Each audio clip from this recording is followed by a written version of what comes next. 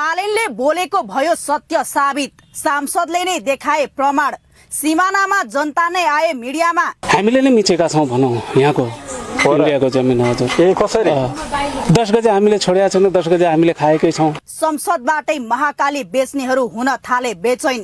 1 रुपैयाँ भ्रष्टाचार नगर्ने एक्सन स्टार प्रधानमन्त्रीमाथि 35 वर्षदेखि देश लुटेराहरूले गर्न थाले अट्याक। छर्न थाले हुँदै नभएका भ्रम। कालापानी लिपुलेक मात्र नभई ग्रेटर नेपाल नै फिर्ता ल्याउने बालेनको सांकेतिक ट्याक्टिक्स नबुझेकाहरूको भोक निन्द्रा नै भयो गायब। ट्रम्प, नेतान्याहु लगायत विश्वकै शक्तिशाली नेताले पनि देखाउँथे बालेनकै जस्तो हिम्मत। महाकाली सन्धिकै कारण नेपाली भूमि कालापानी लिपुलेक लिम्पियाधुरा विवाद बल्झिएको खुलासा। नेपालको इतिहासमै पहिलो पटक देशको सिमाना र राष्ट्रिय स्वाभिमानको बहसमा एउटा प्रधानमन्त्रीले भारत र बेलायतलाई एकै पटक तानेपछि अहिले काठमाडौँदेखि दिल्लीसम्म भूकम्प गएको छ। यो कुरा हरेक नेपालीले बुझ्नै पर्छ।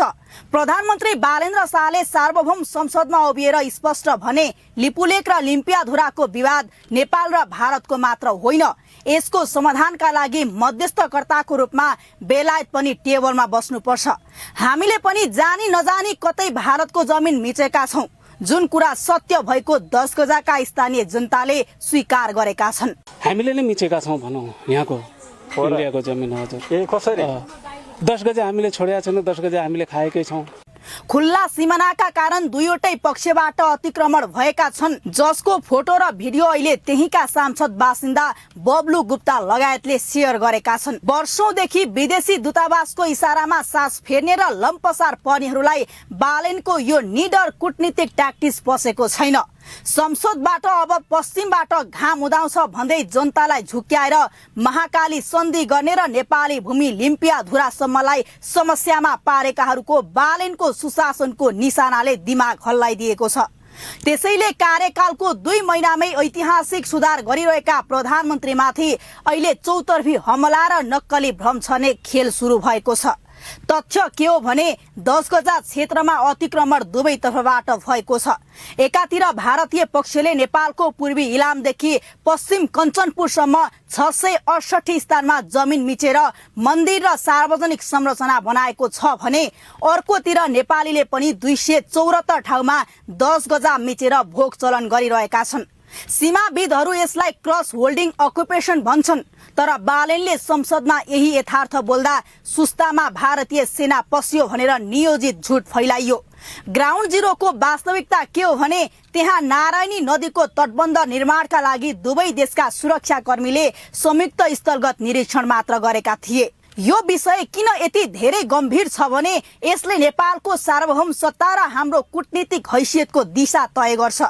आजसम्म नेपाली नेताहरूलाई सरेन्डर अर्थात् आत्मसमर्पण मात्र गर्न आउँथ्यो, नेगोसिएसन गर्न आउँदैन थियो। तर अहिलेको नेतृत्वले अन्तर्राष्ट्रिय मञ्चमा कसरी आँखा जुदाएर कुरा गर्ने भनेर नयाँ भाष्य निर्माण गर्दैछ। यो हाम्रो हराएका सीमा स्तम्भ, मिचिएका 10 गजा र गुमेको भूमिको दीर्घकालीन समाधानको प्रस्थान बिन्दु हो। तर सबैभन्दा ठूलो प्रश्न के हो भने के बालेनले साँच्चै गल्ती बोलेका हुन् त? यहाँ देखिएको कुरा एउटा छ, तर नदेखिएको पाटो अझ गहिरो छ।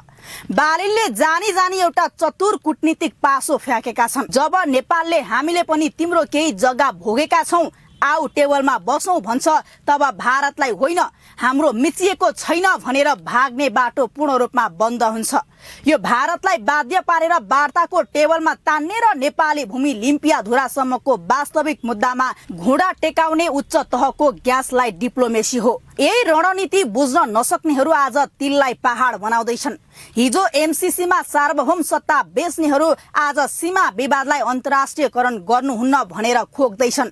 संसदीय समितिले केही वर्ष अघि नै 10 गजा खाली गर्न दिएको निर्देशनलाई कागजमै सडाएर राख्ने पुराना दलका नेताहरू आज बालेनको एउटा शब्दमाथि राजनीति गरिरहेका छन्।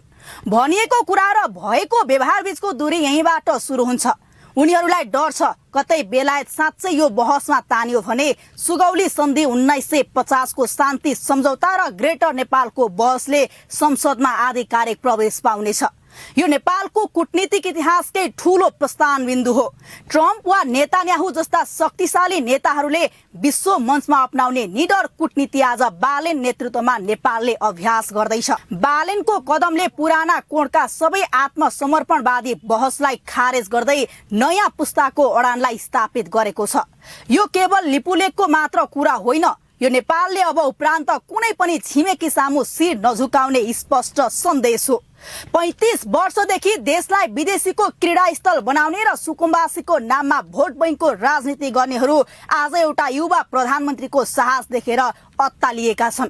शब्दमा केही तलमाथि भयो होला, तर आशय र अडानमा नेपालले आज आफ्नो वास्तविक उचाइ नापेको छ। अब निर्णय तपाईको हातमा छ। फेरि तिनै पुरानै लम्पसरवादी भ्रष्टहरूलाई समर्थन गर्ने कि राष्ट्रिय स्वाभिमानको यो नयाँ लडाईँमा सत्यको पक्षमा निर्धक्क उभिने।